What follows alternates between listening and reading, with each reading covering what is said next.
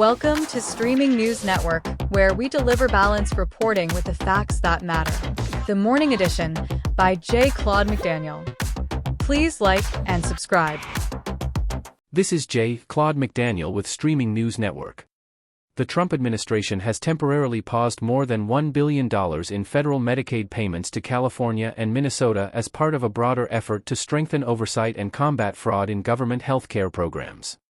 According to the Department of Health and Human Services, the Centers for Medicare and Medicaid Services identified claims that require additional review before federal matching funds can be released.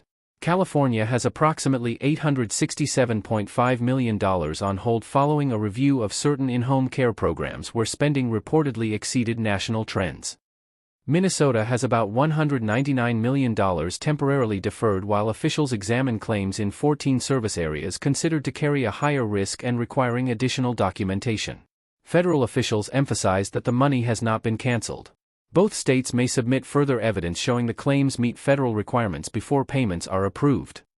Health and Human Services Secretary Robert F. Kennedy Jr. said the administration is focused on ensuring Medicaid serves vulnerable Americans while safeguarding taxpayer funds. Centers for Medicare and Medicaid Services Administrator Dr. Mehmet Oz described the action as part of a new strategy designed to prevent improper payments before federal money is distributed. The payment pause comes as the administration continues expanding investigations into suspected fraud involving federal health care and public assistance programs across the country. This is Claude McDaniel with Streaming News Network. Political commentator Van Jones says he has received widespread private support after publicly criticizing some positions associated with the Democratic Socialists of America. Jones said lawmakers and government officials from both the Democratic and Republican parties contacted him following social media comments in which he argued that some activists have moved beyond traditional progressive policies. He specifically said that support for Hamas, eliminating police, prisons, and national borders, and celebrating attacks on Israeli civilians should not be considered progressive.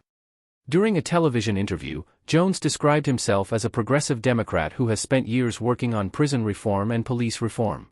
However, he said reform should not mean eliminating those institutions altogether, arguing that public safety remains an essential responsibility of government. His remarks come as Democratic Socialist candidates continue gaining visibility within the Democratic Party. Recent election victories and growing national attention have fueled discussion about the movement's expanding influence and its potential impact on future elections. The Democratic Socialists of America responded by saying Jones' comments reflect concern among established political leaders over the growing support for policies they believe benefit working Americans. The organization also said it has invited Jones to begin a dialogue but has not yet received a response. This is Claude McDaniel for Streaming News Network. A historic aviation mystery has finally been solved more than 74 years after a Pan American World Airways passenger plane crashed into the Atlantic Ocean shortly after departing Puerto Rico. An underwater search team recently located the wreckage of the Clipper Endeavour, a Douglas Delta Charlie 4 aircraft, resting about 2,000 feet below the ocean surface off Puerto Rico's northern coast. High-resolution sonar and underwater imaging confirmed the aircraft's identity, with the Pan American logo and the plane's name still visible. The aircraft went down on April 11, 1952, while en route to New York after both engines on its right side reportedly failed shortly after takeoff. Although everyone survived the emergency water landing, the aircraft sank in less than 3 minutes. Only 17 of the 69 people on board were rescued, while 52 lost their lives. Investigators later concluded that the tragedy exposed major shortcomings in passenger emergency preparedness, including the absence of pre-flight safety briefings and evacuation procedures. Those findings led to sweeping aviation safety reforms that remain standard today, including demonstrations explaining the location and use of life vests, life rafts, and emergency exits before flights. Officials are now working to preserve the wreck site and establish a memorial honoring those who perished. This is Claude McDaniel for Streaming News Network. A 28-year-old Indianapolis woman has been sentenced to 27 months in federal prison after pleading guilty to threatening South Carolina Congresswoman Nancy Mace. Federal prosecutors say Shayla Addison admitted to sending multiple threatening text messages and emails to the Congresswoman's campaign accounts in January of 2025. The messages included threats of violence against Representative Mace and a threat to bomb a building. Investigators said the communications were intended as retaliation for the Congresswoman's official duties. Following her prison sentence, Addison will serve 3 years of supervised release. Court records also show Addison has previous convictions involving intimidation and invasion of privacy. In earlier incidents, prosecutors say she made repeated threats against a restaurant where an ex-boyfriend worked and, in a separate case, allegedly threatened to burn down her mother's home after pouring gasoline near the residence. Representative Mace has previously stated that she and her office have received more than 1,400 threats within a single year, underscoring growing concerns about threats directed at elected officials. Federal authorities emphasized that threats against public officials are treated as serious federal crimes and will be prosecuted accordingly. This is Claude McDaniel for Streaming News Network. A federal jury has found DeKalb County, Georgia, Sheriff Melody Maddox liable for creating a hostile work environment for female detention officers, with taxpayers expected to cover a $250,000 judgment. The lawsuit was filed by 6 former employees of the DeKalb County Jail, who alleged that repeated complaints about sexual harassment and unsafe working conditions were ignored. According to court testimony, female officers reported inmates exposing themselves, engaging in sexual acts in view of staff, and leaving their cells because of malfunctioning door locks. The plaintiffs argued that jail leadership failed to correct what they described as a long-standing culture of harassment, despite repeated warnings. One former officer testified that conditions had become worse during Sheriff Maddox's administration. An attorney representing the former employees said the verdict was about accountability as much as compensation. One of the plaintiffs also stated that no employee should be expected to accept sexual harassment as simply part of the job. The DeKalb County Sheriff's Office declined to comment following the verdict. The ruling comes as the jail has faced additional scrutiny in recent years, including a high-profile inmate escape that raised further concerns about the facility's security and aging infrastructure.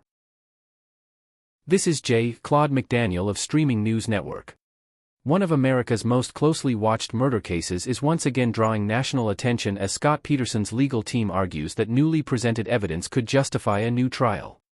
The renewed claims are featured in a recent documentary, where retired detective Nanette Tuzby says investigators did not fully follow standard missing person procedures during the original investigation. She argues that every reported sighting of Laci Peterson should have been thoroughly examined before narrowing the focus to Scott Peterson. The defense points to reported eyewitness accounts claiming Laci was seen walking her dog after Scott Peterson left home on Christmas Eve of 2002. Attorneys have also highlighted a nearby burglary and other evidence they believe was not fully explored during the original investigation. Prosecutors have consistently maintained that those reported sightings were unreliable and that the evidence presented at trial supported the conviction. Laci Peterson's mother has rejected the documentary's claims, stating there is no new evidence that changes the facts of the case. Scott Peterson was convicted in 2004 of murdering his wife, who was 8 months pregnant, and their unborn son, Connor. His death sentence was overturned in 2020, and he is now serving life in prison without the possibility of parole. This is Claude McDaniel with Streaming News Network. Kaylee Hottle, the young actress recognized for her role as Jia in the Godzilla film series, has died following a car crash in Frederick County, Maryland. She was 18 years old. According to the Frederick County Sheriff's Office, the crash occurred shortly before 3 o'clock Tuesday morning when a vehicle left the roadway and struck a culvert. Authorities say excessive speed is believed to have been a contributing factor. Hottle was a passenger in the vehicle and was transported to a regional trauma center, where she later died from her injuries. The driver suffered injuries that were not considered life-threatening, while another passenger declined medical treatment at the scene.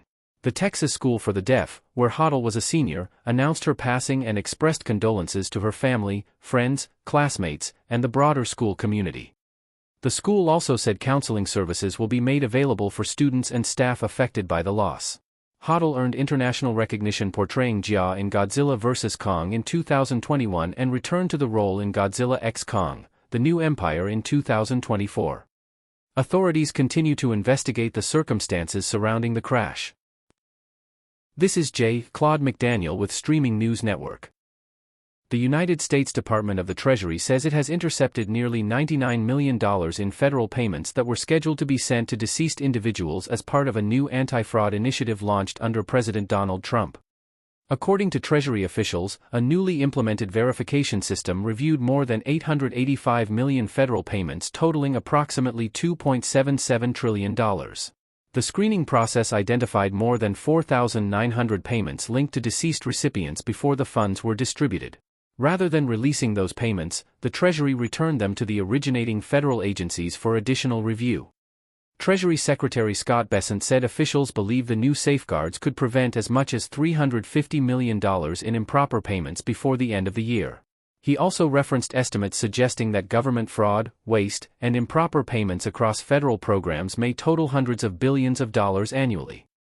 The verification system was established under an executive order directing federal agencies to strengthen oversight of taxpayer funds and improve safeguards against fraud and abuse. This is Claude McDaniel with Streaming News Network. Bailey and DeFord, the 18-year-old daughter of country music star Jelly Roll, is urging fans to stop spreading rumors about her father's recent divorce from Bunny XO. During a live social media broadcast, DeFord rejected speculation that infidelity caused the breakup.